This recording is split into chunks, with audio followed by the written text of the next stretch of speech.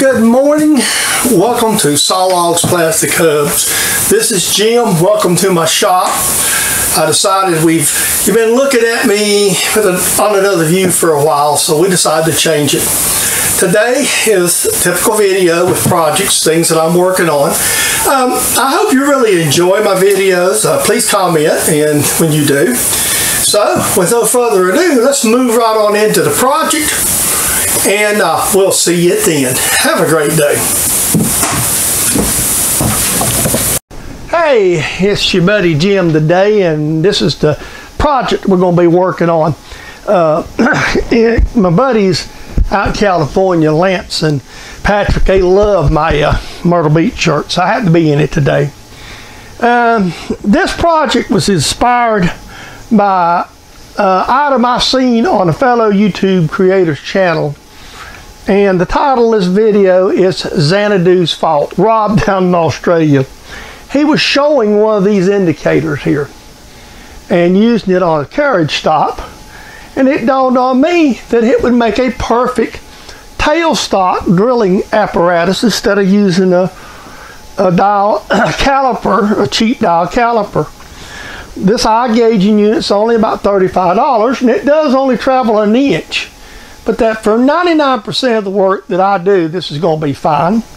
So what I have is an eye gauging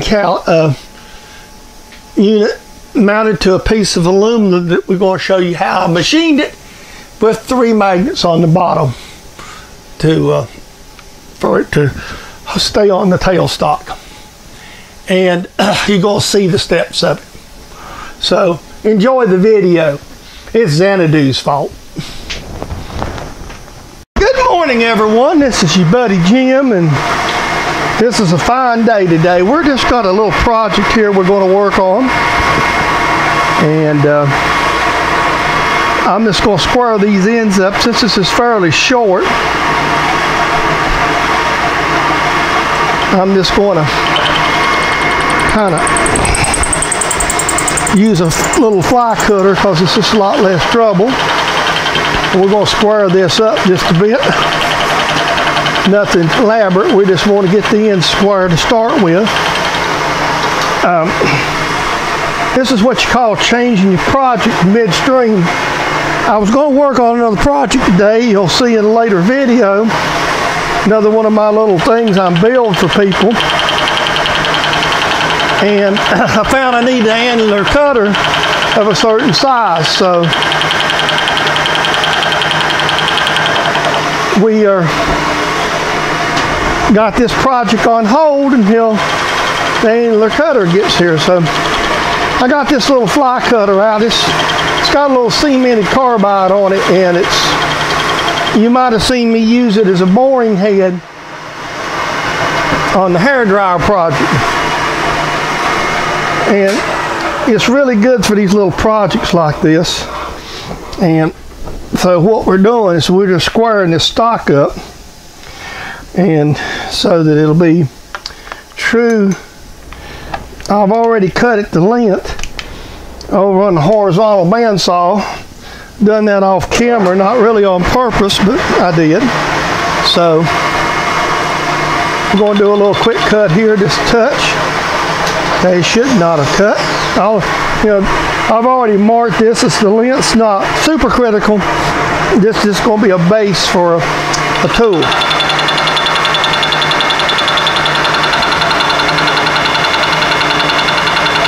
So there's the fly cutting. I'm not going to bore you the whole till it runs all the way out. Okay, good morning. Now, I didn't want to bore you. I'm basically doing the same thing. And this is the very last of the part, cleaning it all up, getting it, good square machine surfaces to work with. This is not going to be something that's got to be a critical thickness or a critical length. There's only a couple things on this part that's going to be critical, and I'm going to leave this one right. I'm not going to while this is clamped up, we'll do the next feature as soon as this tool finishes its passes.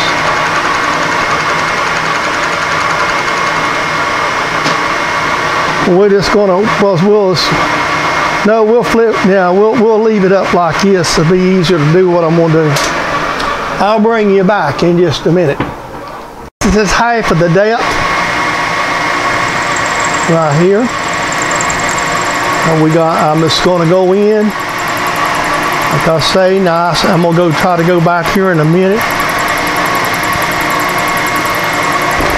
I gotta go back on this thing so far. I have 1.25 inches back.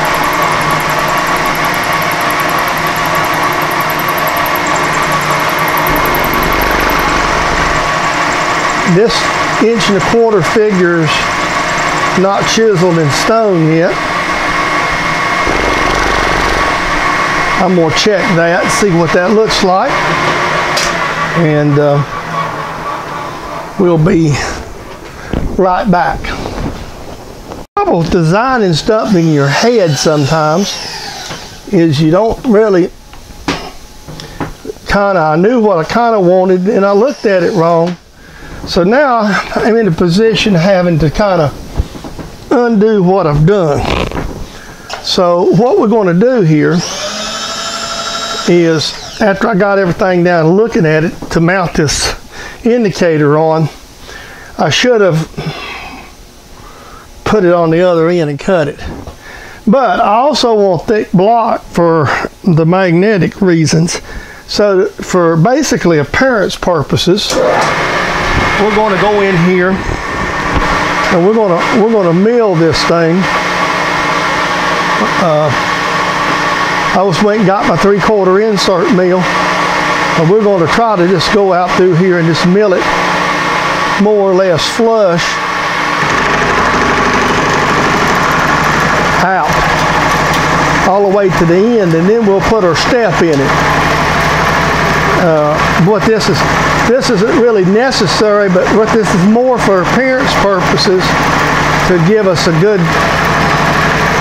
clean appearance actually. So we're basically camouflaging our mistake. Alright.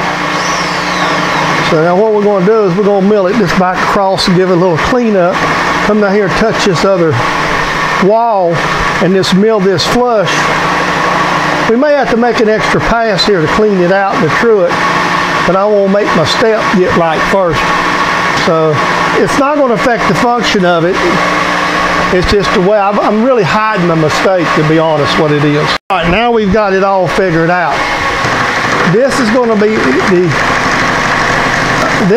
what I'm cutting now is going to be the step for the indicator to set in. And I'm coming up to a line that I've made.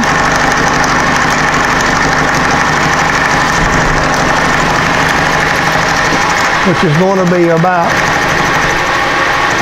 right there. I'm going to go just a smidge deeper because it's not critical. And that is, ladies and gentlemen, should give me what I'm looking for. All right. If it isn't, we'll cut it again. Okay, what I'm doing now is I'm cutting relief for a little radius that's underneath there. We're going to cut a little radius relief, and this is to blend in, and I'm just going to go a little more. This is just to allow that radius to clear that's in there. All that is just a little radial relief right there. Okay, we'll see what that does for us.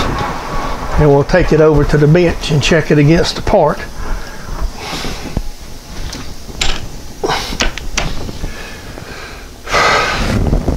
Guys, this is going to fit just like I want it to.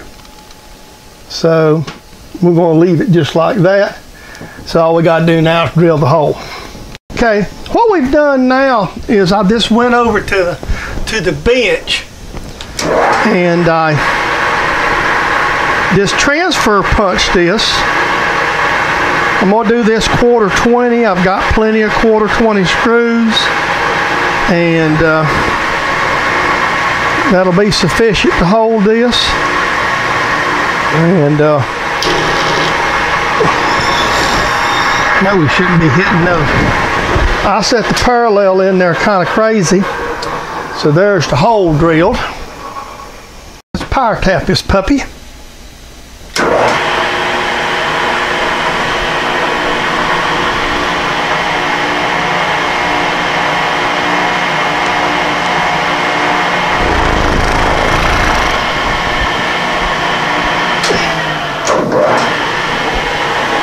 And 1/4 20 hole coming up. Now I've only got about 1 or 2 more steps to do. One of them is I'm going to go ahead and work on the screw on the bench. Go ahead and center everything up while I've got the drill chuck in it for the next operation. And basically what I'm doing is setting up. I'm going to go inside this part and we're going to put a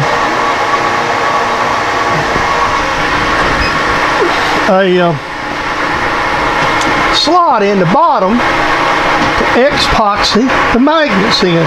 I've got some rectangular rare earth niobium magnets, and I'm going to epoxy 3 inside of the.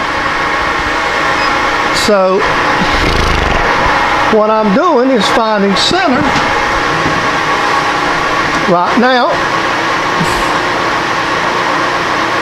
Okay, close enough. And we're going to find center, and then we'll put a milling cutter in. I'll bring you back. Plan now is we've got everything lined up. We got a 7/16 2-flute end mill in, and we want to go about approximately. We've measured the thicknesses of the magnets. Let me go back over and double check for. They're 150 thousandths thick. We like to have a little stick out, so everything is good to go where we at. So we got it zeroed. So we're going to try to go 100, at least 100. That's 100 thou right there, and about 20. That's going to give us a little bit of stick out. Now, I've got a number written, so basically all I need to do is mill it both directions. Excuse me just a second. I'm going to do this by hand. And we're going to go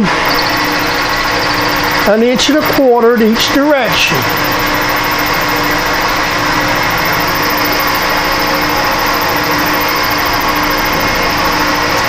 We're going to put 3 magnets in this.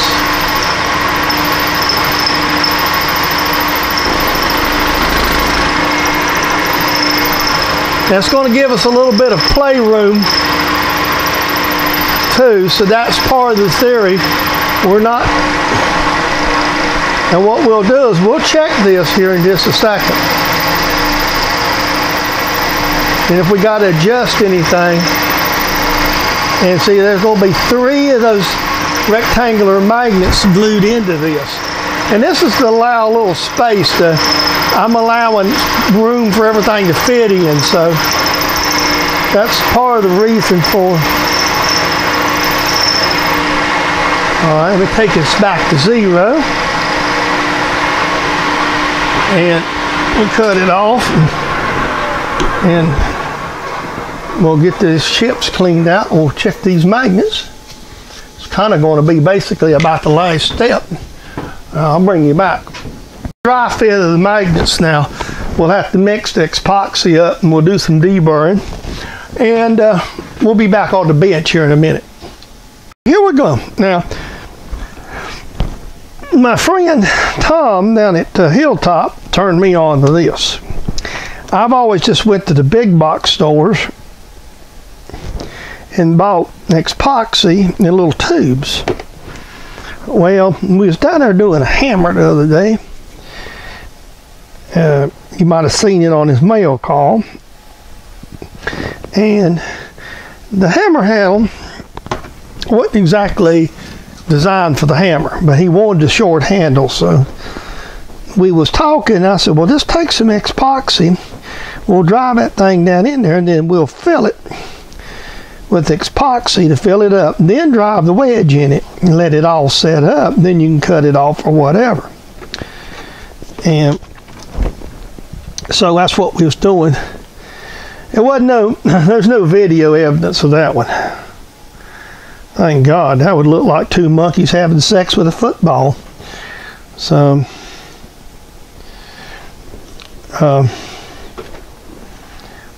so we want to get a good coat of epoxy.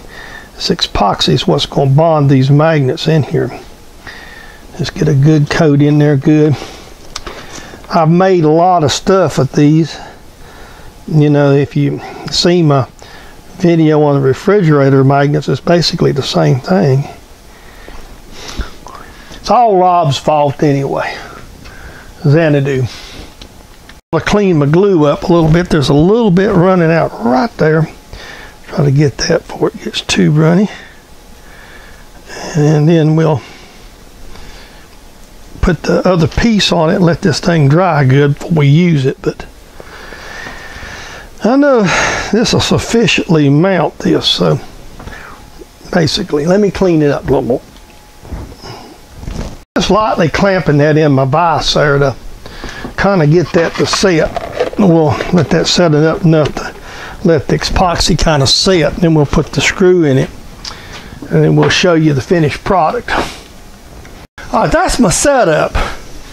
Now, the way it's set up, you can just turn it and it reads. You see, you've got about, the only drawback, you only got a little over an inch travel with this thing, whereas you got a little more with a longer one. But I don't usually drill stuff where I need a 6-inch travel to it. So that works pretty good for me. So I just thought this is something I'd seen, and I was turned on to, and I've just decided I would make it. So that's the project. I'm glad you enjoyed today's video. I hope it was entertaining and somewhat educational. We're always doing some projects in the shop. You know, from watching my videos for a while, my shop's very small. It's kind of out in the backyard. It's my retirement hobby from my 40 years of working at Eaton. Now let's do some housekeeping. This is a copyrighted production of James Deadman, Sawlogs Plastic Hubs, for your enjoyment here watching on YouTube. And hope to see each and every one of you, the new and old subscribers. And if you're not a subscriber, please click. It doesn't cost you anything. Please tell your friends about the channel and get them to come click and be a part of the fun. With that all being said, we will see you on the next video.